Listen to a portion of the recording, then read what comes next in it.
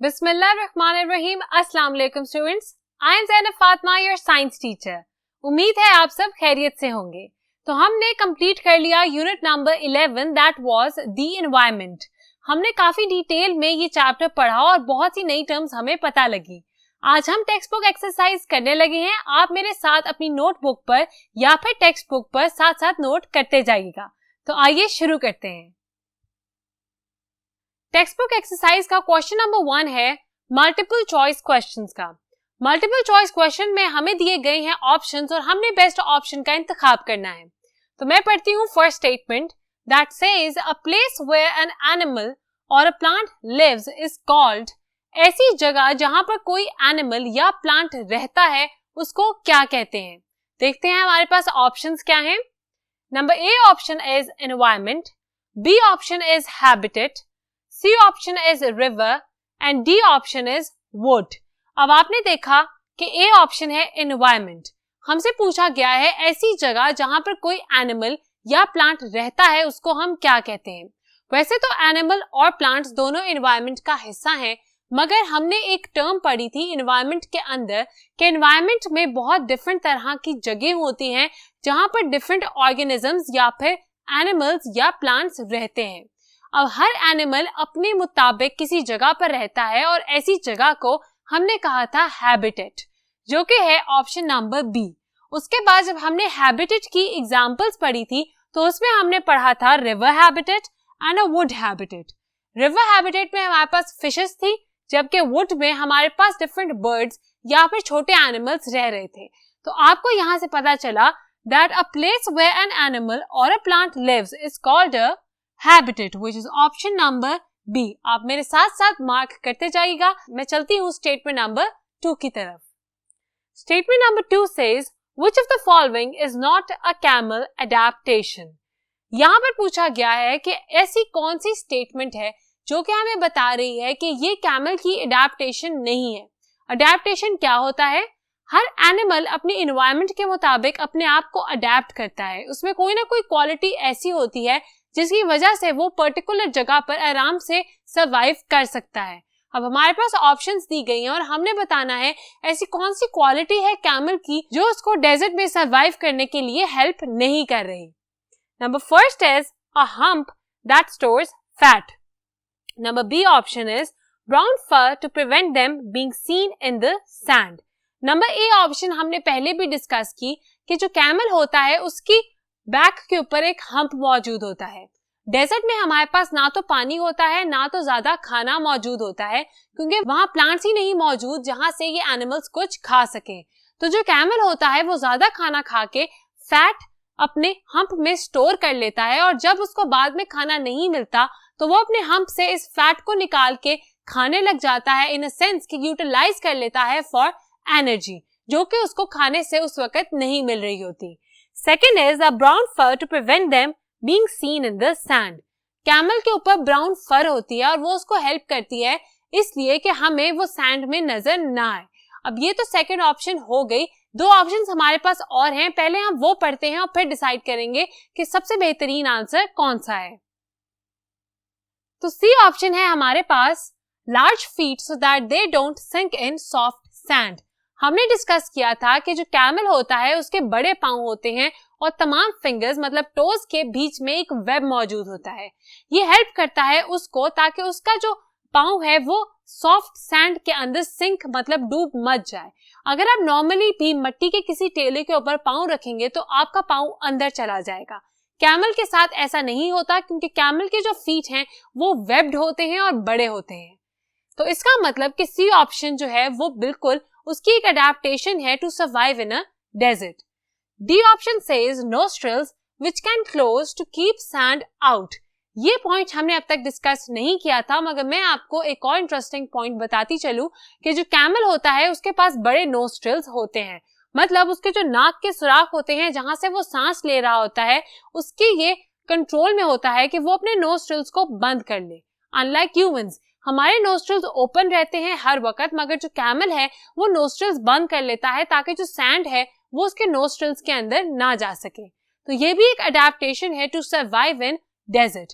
तो हमारे पास टोटल 4 ऑप्शंस हैं। Number A option was the hump, जो कि उसको फायदा पहुंचा रहा था to survive in a sense कि जब उसको खाना नहीं मिलता तो वो अपने हम्प में स्टोर्ड जो फैट है उसकी एनर्जी यूटिलाइज करता है। उसके बाद हमारे पास थे लार्ज फीट, जो कि उसके सर्वाइवल में बिल्कुल काम आ रहे थे, क्योंकि अगर लार्ज वेब्ड फीट ना होते तो उसके पांव जो है वो रेत में धंस जाते। लास्ट ऑप्शन वाज नोस्ट्रिल्स, तो नोस्ट्रिल्स भी उसको हेल्प कर रहे थे, वो इस तरह के वो क्लोज हो जाते थे ताकि सैंड उनकी नाक में ना जा सके। तो हमारे पास बचती है एक ही ऑप्शन, जो कि थी ब्राउन फर। ब्राउन फर जो है कैमल के ऊपर मौजूद जरूर होती है, मगर उसको सर्वाइव करने में कोई हेल्प नहीं करती। तो मेरे साथ करेक्ट ऑप्शन मार्क कीजिए, that was option number B.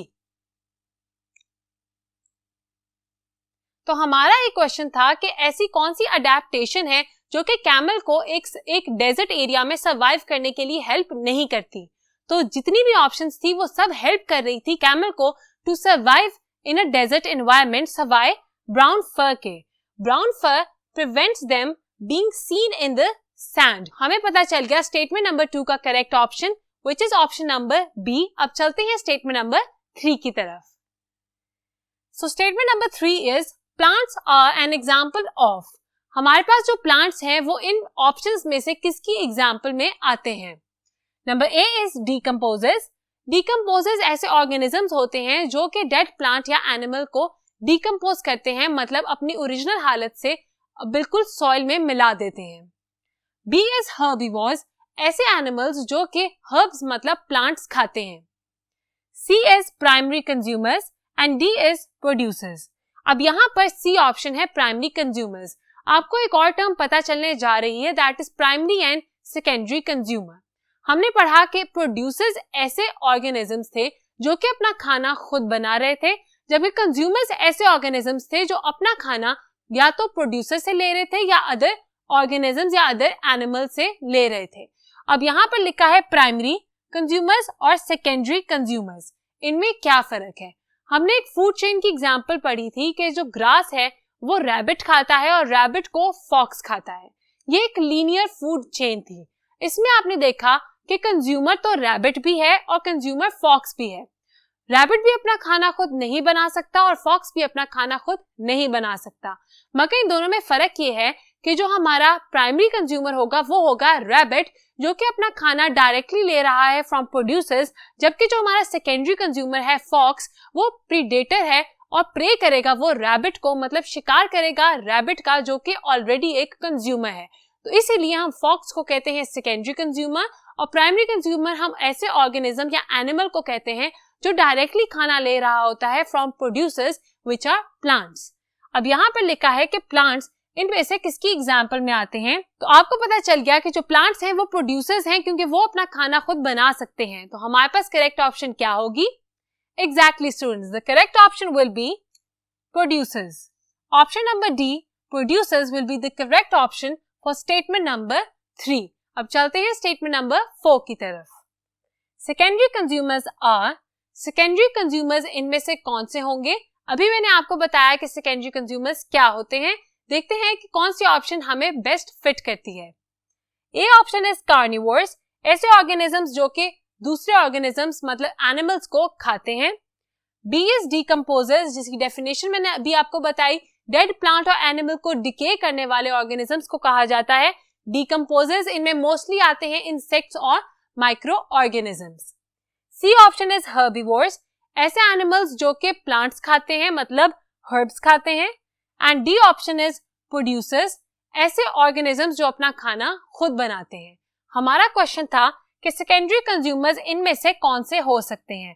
Secondary consumer obviously producers नहीं हो सकते, प्रोड्यूसर वो होते हैं जो अपना खाना खुद बना रहे हैं। ये हर्बीवोर्स नहीं हो सकते क्योंकि हर्बीवोर्स, अभी जो मैंने आपको एग्जांपल दी फूड चेन की, उसमें था रैबिट। ऐसा कंज्यूमर जो अपना फूड डायरेक्टली ले रहा है from producer are primary consumers, not secondary consumers. तो जो हर्बीवोर्स हैं that is an example of primary consumers. Decomposers मैंने आपको बता दिया कि डीकंपोजर्स डेड प्लांट को डिके करते हैं, डेड एनिमल को डिके करते हैं और इनमें आते हैं माइक्रो ऑर्गेनिजम्स। तो ये भी ऑप्शन हमारी नहीं हो सकती।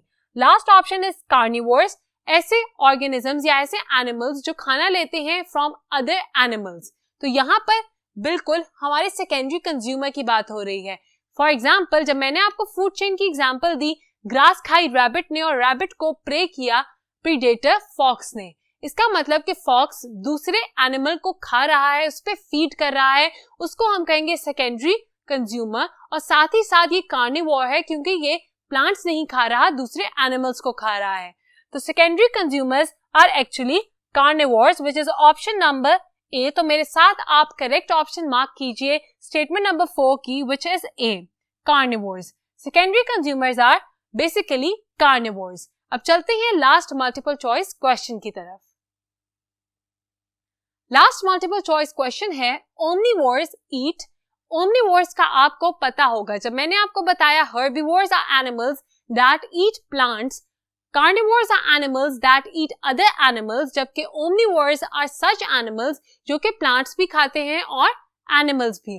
तो हम देखते हैं कौन सी ऑप्शन इसमें से करेक्ट होगी।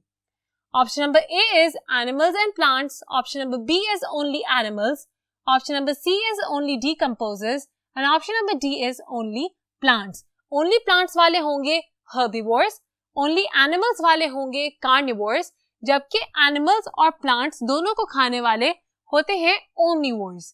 तो ऑप्शन नंबर ए होगी the correct option for our statement number 5। तो मेरे साथ मार्क कीजिए correct option for 5th multiple choice question, which is animals and plants, option number A. इसके साथ ही हमारा पहला सवाल खत्म होता है मल्टीपल चॉइस क्वेश्चंस का। हम शुरू करने जा रहे हैं अपना second question, which is true and false। मैं आपके लिए स्टेटमेंट पढ़ूंगी और आप बताएंगे कि ये स्टेटमेंट सही है या गलत। पहली स्टेटमेंट है a predator will not eat sick prey animals because it does not want to become ill। Predator ऐसे एनिमल्स होते हैं जो कि अपने से कमजोर जानवरों का शिकार करते हैं। जिनका शिकार हो रहा होता है उसको हम कहते हैं प्रे। यहाँ लिखा है कि प्रीडेटर्स जितने भी बीमार एनिमल्स हैं उनका शिकार नहीं करते, इसीलिए ताकि उनको खाकर प्रीडेटर्स बीमार ना हो जाएं। अब ये स्टेटमेंट सही है या गलत आपने डिसाइड करना है, क्योंकि मैंने आपको एक टॉपिक डिस्कस करते हुए बताया था कि प्रीडेटर्स किस तरह के इंडिविजुअल्स को हंट करते हैं। अब मैंने आपको बताया कि वो पॉपुलेशन के ऐसे इंडिविजुअल्स होते हैं जो या तो बहुत बूढ़े होते हैं, मतलब ओल्ड होते हैं, या तो वो ऐसे इंडिविजुअल्स या स्पीशीज होते हैं जो कि सिक होते हैं और अपने आप को बचा नहीं सकते फ्रॉम प्रीडेटर्स। अब जो प्रे कर रहे हैं, जो शिकार कर रहे हैं, उनको क्या पता कि हमारे सामने वाला जानवर बीमार है, इसीलिए स्टेटमेंट गलत है। प्रीडेटर्स को नहीं पता होता कि वो एनिमल सिक है या फिर बिल्कुल हेल्दी है। दे जस्ट प्रे, मतलब वो सिर्फ शिकार करते हैं ऐसे एनिमल का जो उनके हाथ लग जाए। तो हमारी ये फर्स्ट स्टेटमेंट होगी फॉल्स, मतलब बिल्कुल गलत। मेरे साथ इसका आंसर लिखिए फॉल्स।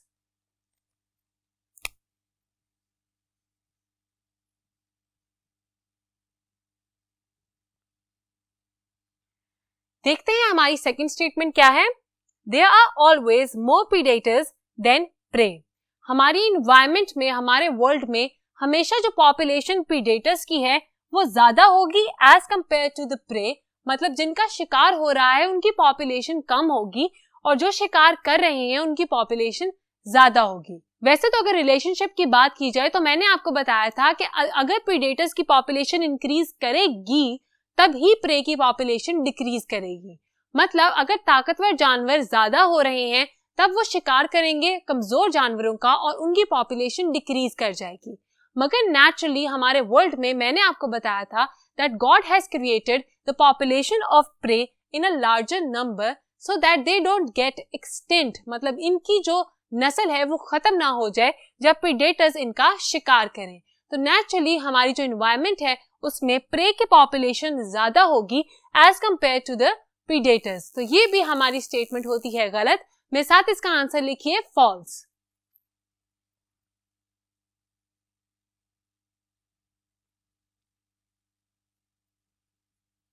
हमने दो स्टेटमेंट्स का आंसर लिख लिए। उम्मीद है कि आप भी मेरे साथ साथ अपनी टेक्स्ट बुक पर आंसर्स नोट कर रहे हैं। अब मैं चलती हूँ थर्ड ट्रू और फॉल्स स्टेटमेंट की तरफ। तो हमारी थर्ड स्टेटमेंट है there are 3 links in the food chain. हमारे सामने एक फूड चेन बनी हुई है that is starting from lettuce going towards rabbit and then being eaten by fox. ये एक लीनियर फूड चेन है और वो कह रहे हैं कि इस फूड चेन में 3 लिंक्स हैं, 3 लिंक्स से बनी हुई है ये लीनियर फूड चेन। अब आप देखिए और बताइए कि क्या इसमें 3 लिंक्स हैं? एग्जैक्टली स्टूडेंट्स, इसमें 3 ही लिंक्स हैं। Number 1 is producer, number 2 is the primary consumer and number 3 is the secondary consumer. Lettuce को रैबिट खा रहा है और रैबिट का शिकार कर रहा है फॉक्स। इसका मतलब कि इसमें 3 लिंक्स मौजूद हैं और हमारी ये स्टेटमेंट बिल्कुल ठीक है। तो मेरे साथ इसका आंसर लिखिए ट्रू।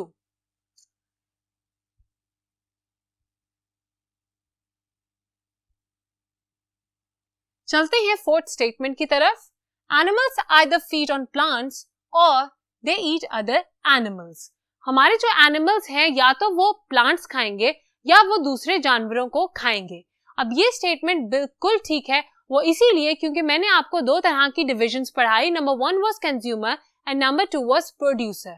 प्रोड्यूसर थे ऐसे ऑर्गेनिजम्स जो अपना खाना खुद बना रहे थे, जो कि हमने कहा प्लांट्स हैं, और दूसरे थे एनिमल्स जो कि अपना खाना खुद नहीं बना सकते और उन्होंने अपना खाना लेना था या तो फ्रॉम प्रोड्यूसर्स मतलब फ्रॉम प्लांट्स या तो फ्रॉम अदर एनिमल्स, जिसको हमने डिस्कस किया इंटरेक्शन पढ़ते हुए between a predator and a prey. तो आपको पता चला कि या तो एक एनिमल के पास चॉइस है वो प्लांट को खा ले और हर्बीवोर बन जाए, या तो वो दूसरे एनिमल्स को खा ले मतलब कार्निवोर बन जाए। यही 2 ऑप्शंस होती हैं एक एनिमल के पास to survive and get energy.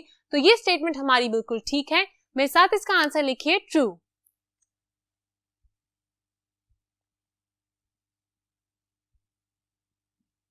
चलते हैं लास्ट स्टेटमेंट की तरफ। Plants are called producers because they can make their own food by photosynthesis. अब हमने बहुत दफा ये पॉइंट पढ़ा कि प्रोड्यूसर्स होते हैं ऐसे ऑर्गेनिज्म जो अपना खाना खुद बना सकते हैं। इस कैटेगरी में सिर्फ ग्रीन प्लांट्स आते हैं क्योंकि ये ग्रीन प्लांट्स जो हैं इनके अंदर क्लोरोफिल पिगमेंट मौजूद है जो सनलाइट को एब्जॉर्ब करता है। सनलाइट एब्जॉर्ब होती है और लीव्स में मौजूद कार्बन डाइऑक्साइड और वाटर की ब्रेकडाउन होती है। इनकी जब ब्रेकडाउन होती है तो हमारे पास ऑक्सीजन और ग्लूकोज बनता है और इस पूरे प्रोसेस को हम कहते हैं द प्रोसेस ऑफ फोटोसिंथेसिस। तो ये स्टेटमेंट ये कह रही है कि प्लांट्स को हम प्रोड्यूसर्स इसीलिए कहते हैं क्योंकि वो फोटोसिंथेसिस के थ्रू अपना खाना खुद बना सकते हैं। तो ये स्टेटमेंट बिल्कुल ठीक है। आप मेरे साथ इसका आंसर लिखिए ट्रू।